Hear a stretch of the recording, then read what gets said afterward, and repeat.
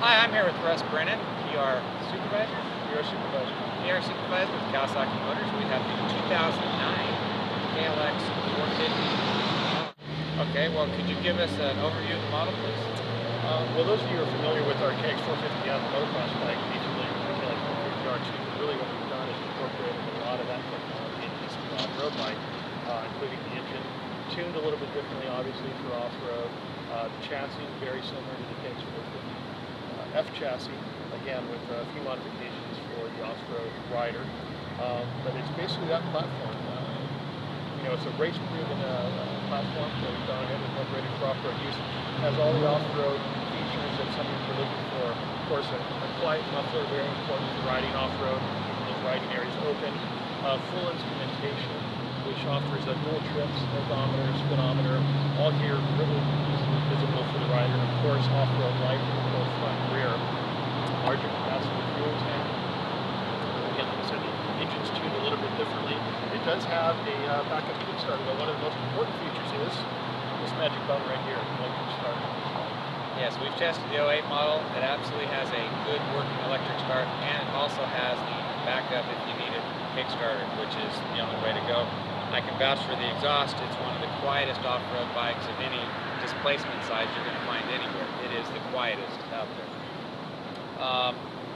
What type of riding was this bike developed for, mostly? It's really developed for a broad range of riders. Of course, based on a KX450, so it's really a race-proven platform. If he wants to go out there and race off-road, whether it's enduro, desert, anything in between, air scrambles, perfect bike for that. But it's also meant great platform for a trail rider as well. Somebody wants to go out on the weekends, explore out in the desert, the woods, what have you. Makes it perfect for that as well.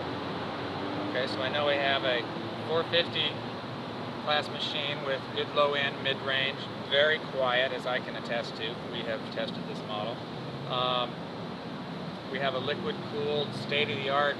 How close is the engine to, say, a KX engine? It's very close. There's been some changes made for reliability, done with some changes to the head for increased durability versus the KX450F.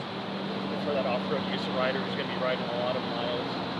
A bike like this is just a change in and of itself. It's a change just to suit that type of rider, type of riding there is going to be experiencing. Can you tell me a little bit about the suspension? Because it's not a motocrosser, though. I've ridden this bike on a motocross track and had way too much fun and went way too fast. But I know the suspension has been changed for the off-road rider. Can you tell us a little bit about that? Sure. Suspension components themselves are actually very similar to what you'll find on the motocross bike. However, we've gone ahead and changed the valve for the off-road rider, so a little bit more plush, a little more supple suspension action, both front and rear. One last thing, what size rear wheel are we running on an off-road bike? On an off-road, you got to have that 18-inch rear wheel. Okay, it's been changed to the 18 from the 19 that most motocrossers are running nowadays. Okay, Russ, thank you very much.